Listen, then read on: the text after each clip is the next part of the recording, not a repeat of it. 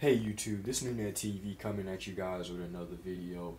I'm gonna make this video short and simple because when I look at a lot of these how-to videos, a lot of guys they don't get straight to the point, and I like to just get straight to the point. So a lot of people are probably asking why aren't there's a lot of error codes that be happening. I tried everything. I know I tried to. I finally learned how to do this in 2018. I tried to turn off my PS4. I tried to put it on rest mode. I tried to do all these things, but it didn't work. Uh, Most of the time, when you have this error code, it's either something happened or a glitch in the system or game or something. Or back in the day, it used to be these hackers that used to try to a couple of years ago that tried to hack people's.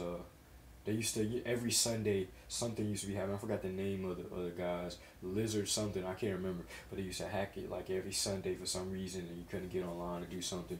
But now, error codes. If error code's not working, unplug your game. Like unplug. When you put it in the wall, like you see how mine's is plugged in the wall. Unplug that and then plug it back in, and then the error code should be gone. And yeah, it's just as simple as that. How to fix a PS4 error code, and yeah.